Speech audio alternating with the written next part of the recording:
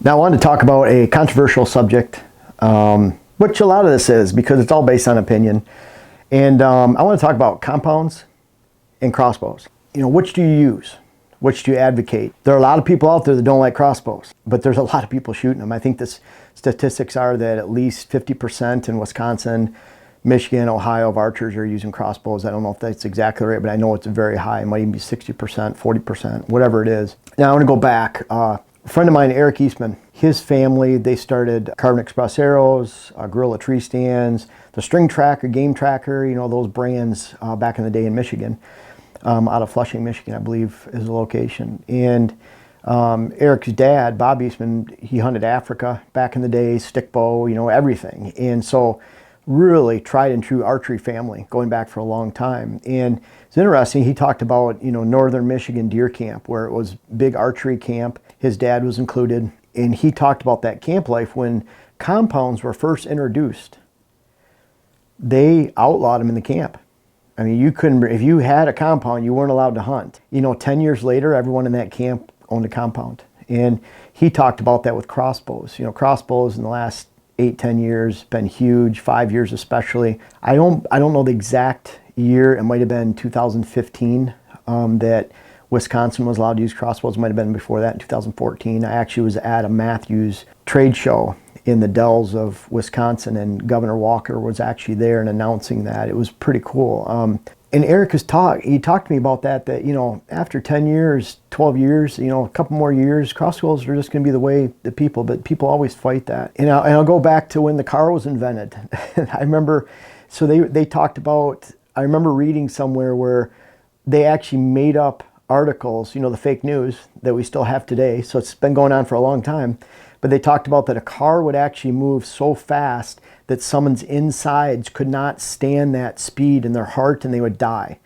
And so that's the kind of fake news that was coming out about cars. But guess what? Cars, you know, the horse thing, horse travel, cars, you know, cars I think won out over that. And you know, that's what we have today. So things are always evolving. And when it comes to the discussion between a compound and a crossbow, I think there's reasons to use both. And I have some personal experience with it, and I have some personal experience from people ticking me off online. And so this enters into a little bit of the rant time. I choose to use a vertical bow. I've been vertical bow hunting with a Darton 30MX back in 1985 before I even gun hunted. I didn't even gun hunt until 1987 or 1988. That was my first gun season. And so I love bow hunting. I hunt with my bow probably half my sits during gun season. And I already have sits that I'm thinking in my head, I could go in there with my bow.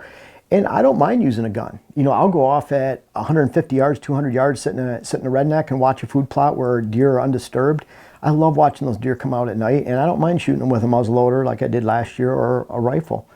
But bottom line is I love bow hunting. And I don't see using a crossbow myself until my shoulders or my arms are damaged enough that I can't use the vertical bow. I love vertical bow. That's what I use. Now on the other hand, Diane and Sam, my son, he's 14, and Diane, Jake's used it in the past, Dante's used it in the past. We've used our Mission crossbows. We have the Sub 1 Light.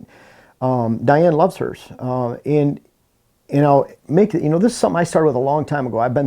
I shot tournaments around the country. I got into shooting so much. You know, during a week, I might shoot 3 or 4 leagues at certain times back in the day. Shot on Matthews factory pro staff in the end of the 90s into the early 2000s. So this is something I've done and I put a lot of effort into in time. I can honestly say as Diane is a new hunter, this is her 3rd year hunting. She first shot a deer in 2017 with a crossbow.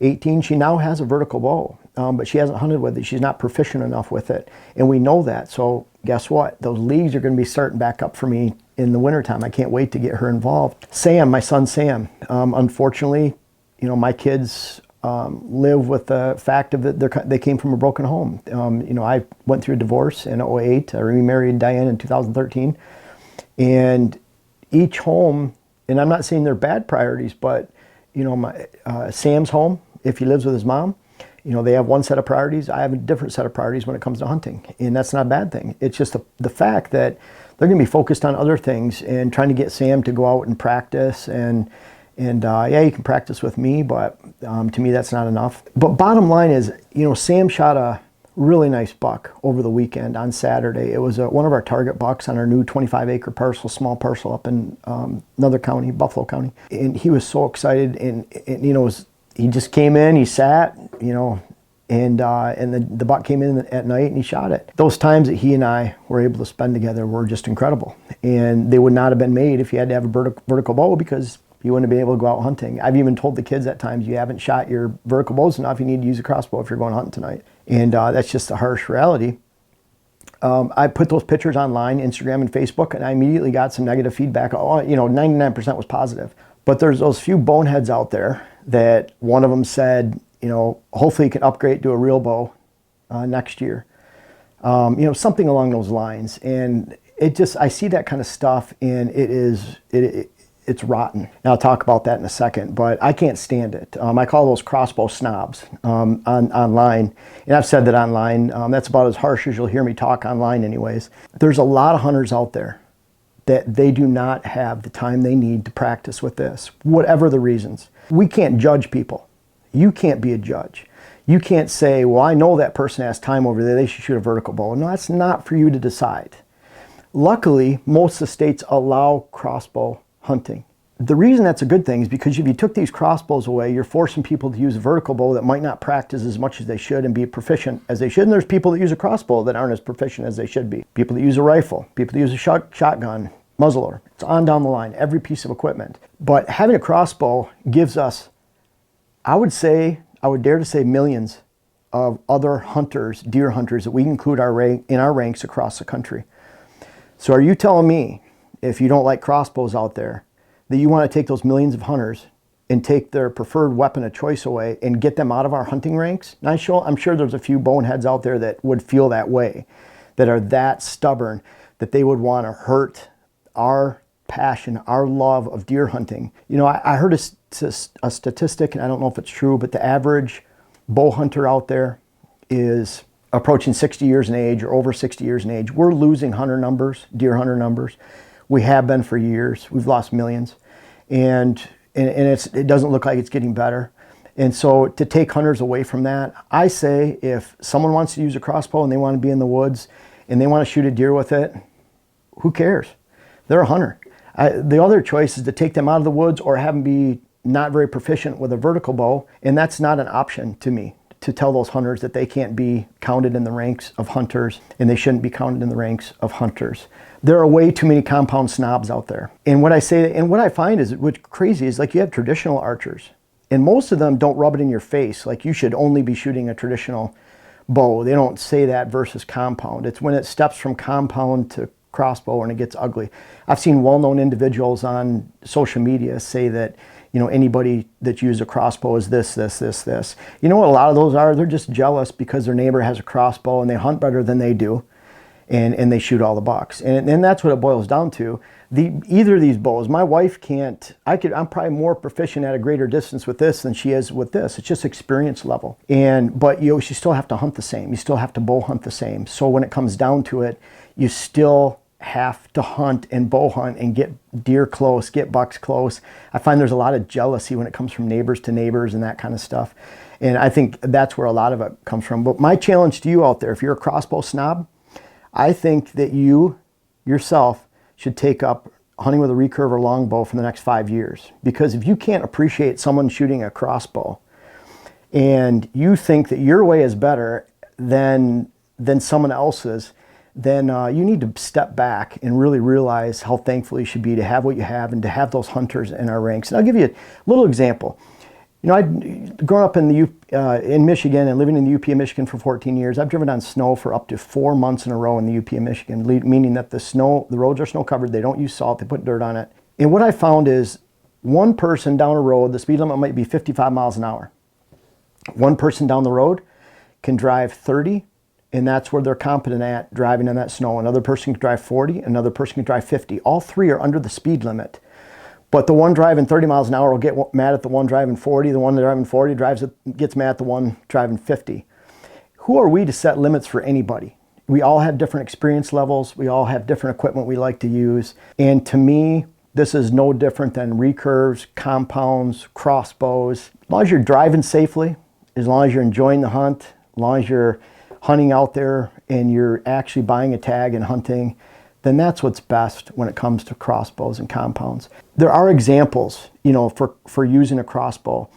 Diane, as a new hunter, she wouldn't be hunting right now with me if she didn't have the crossbow. Sam, those experiences as a 14-year-old, we would not have those experiences hunting together. For me personally, I think taking this bow, this is a Matthews new VXR, little bow like this, it's 28 inches, taking this into the woods, very easy. Very easy to pull up a stand. I can hang it right in front of my face. This is a lot more cumbersome. This is more cumbersome taking out to the field, getting in the tree. Sitting on your lap, it tends to tip off. It's just, to me, this is more cumbersome. I don't want to hunt with this. Diane, looking at it, she likes, she wants to shoot a vertical bow. She wants to shoot 3D league. She wants to go shoot at the archery shop with me and be more involved in that. And that boils down to using a vertical bow and shooting those leagues and 3D leagues during the summertime and having fun with that. I'll probably end up shooting a lot more next summer because of her. And so, but she's making that choice on her own, not because of pressure to move from crossbow to vertical bow. It's just that I think we'll have more fun. We'll be able to shoot it more often, shoot it consistently throughout the year. The bottom line, whether you're older, elderly, handicapped, disabled, whatever, young, different families, different priorities, you just don't have the time, you truly don't have the time. And if you have the time and you choose to use a crossbow, who cares? The bottom line is you're a hunter. And you're a deer hunter.